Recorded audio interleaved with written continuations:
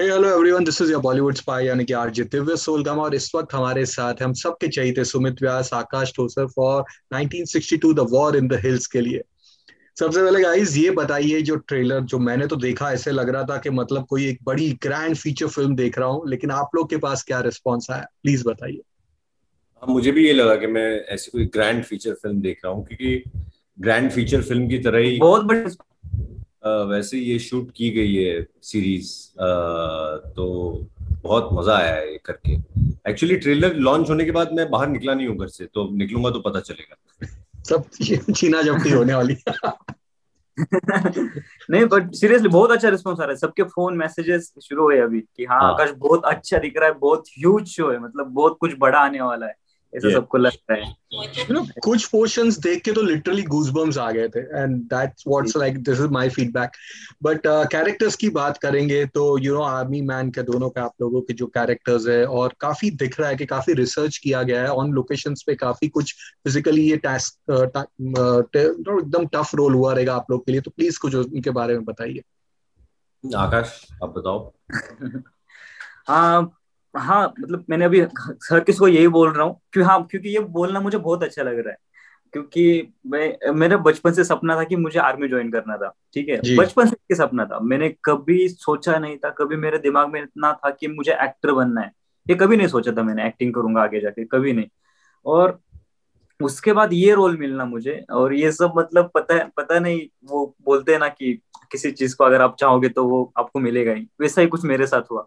ये मेरा dream role जैसा ही है, क्योंकि मुझे आर्मी में जाना था और वही रोल मुझे रियल लाइफ में करने को मिल रहा है। तो इस रोल को लेके मैं बहुत एक्साइटेड था। और फिर जब महेश सर ने मुझे पूछा कि ऐसा ऐसा रोल है तू करेगा, तो मैंने 1 मिनट में हाँ कर दिया, मुझे करना है। बस उसी उसी टाइम मेरा सिलेक्शन हो गया।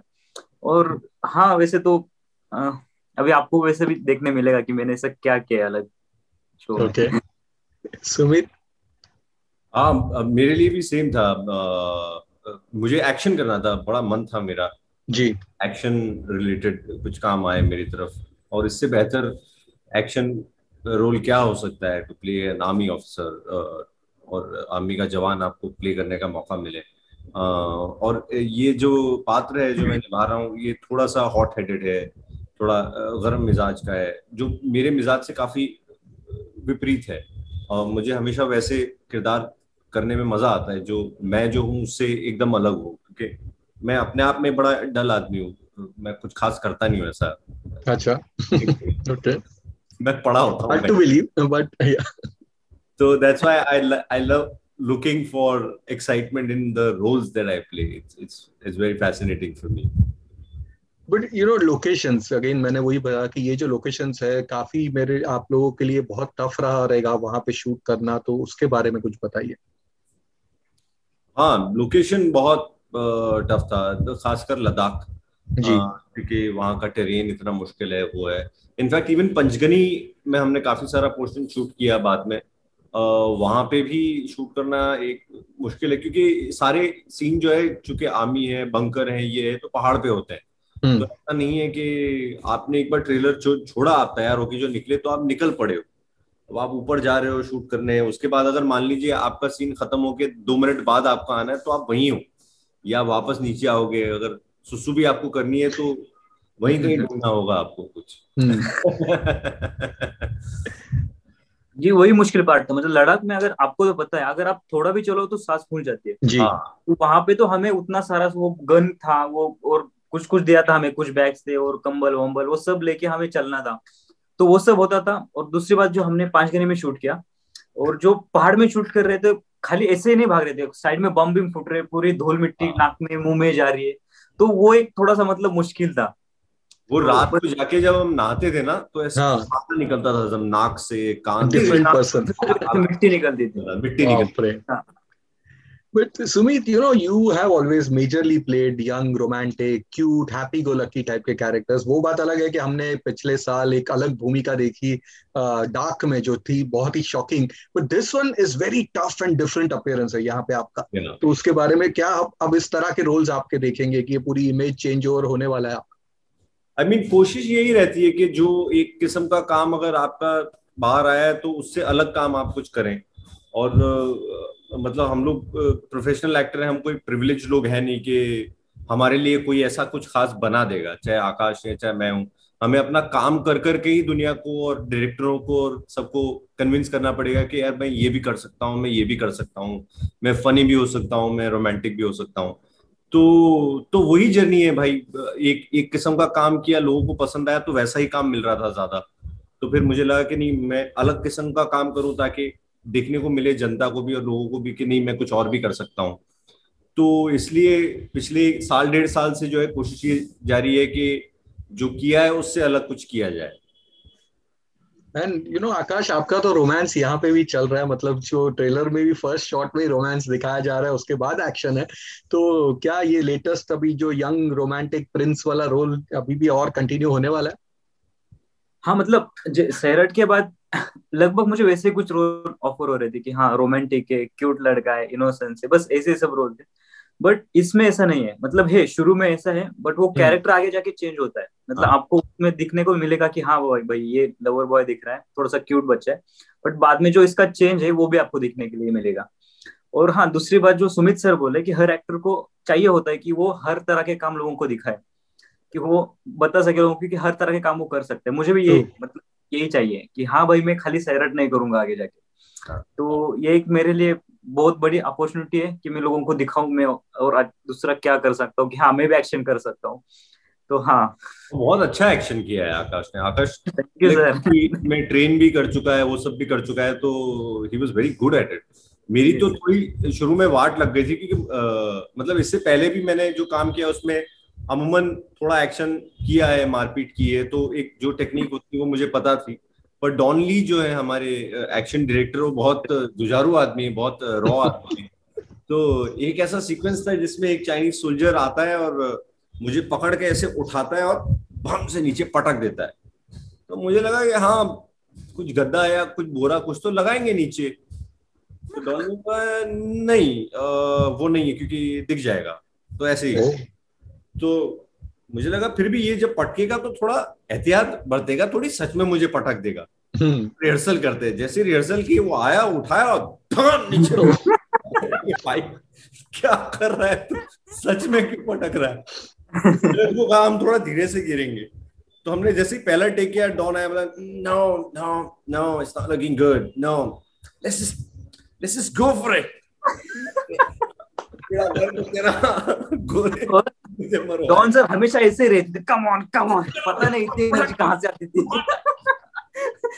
और दूसरी बात सच बोलूं, मेरा और डॉन डॉन सर का, एक तो आपने इंग्लिश बहुत अच्छी है, डॉन सर क्या बोलते कुछ समझ में नहीं आता था मुझे। और सर डॉन सर कुछ बोल रहे, हाँ हाँ yes yes I can do it, I can do it, बस इतना ही करता था। आगे जाके टेक में जो होता था वो कर देता था। और डॉन सर से पूछा क्या हुआ, हाँ परफेक्ट परफेक्ट, बस इतना ही चल रहा था हमारा।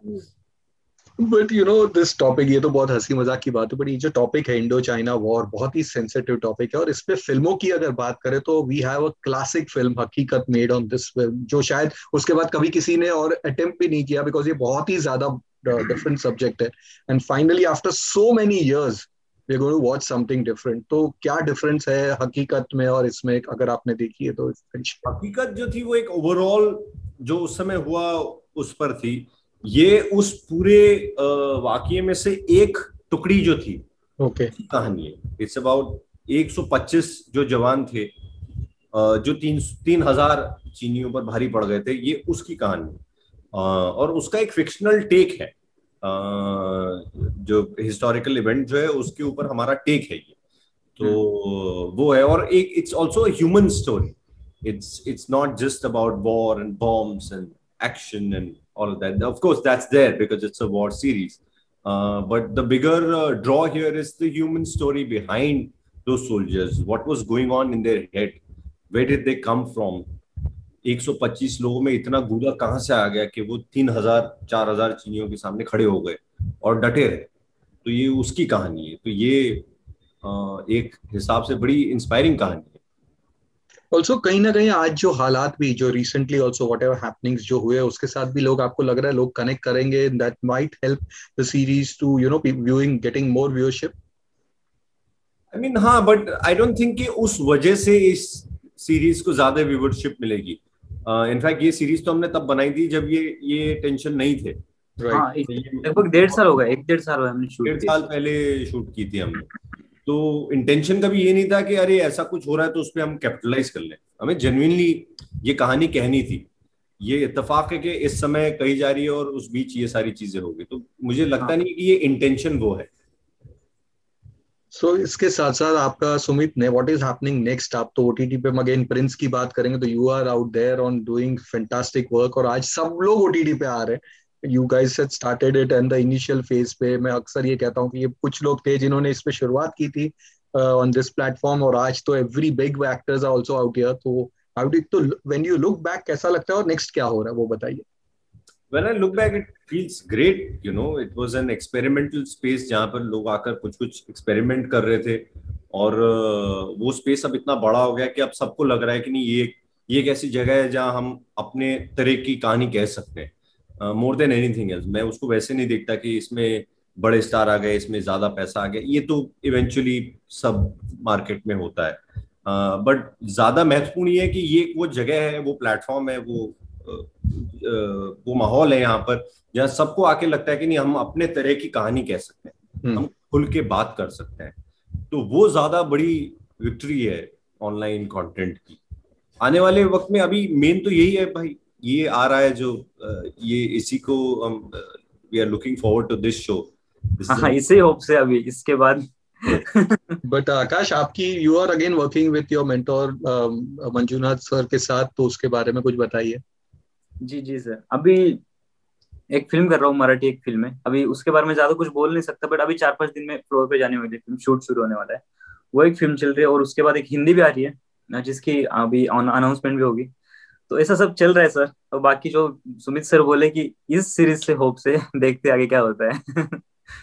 क्योंकि फिलहाल सिनेमा हॉल्स आर ब्लीडिंग, बहुत ही रफ फेज वहां पे फिलहाल एक रफ फेज चल रहा है। But luckily with master and couple of again more films जो साउथ में फिल्में थी, उससे एक होप्स आ गया है कि भाई लोग वापस आएंगे, cinema halls will revive. And KGF का जो 2 का जो ट्रेलर आया, टीजर आया था, उसको देख के तो मतलब लग रहा है कि बहुत ज्यादा लोग आएंगे।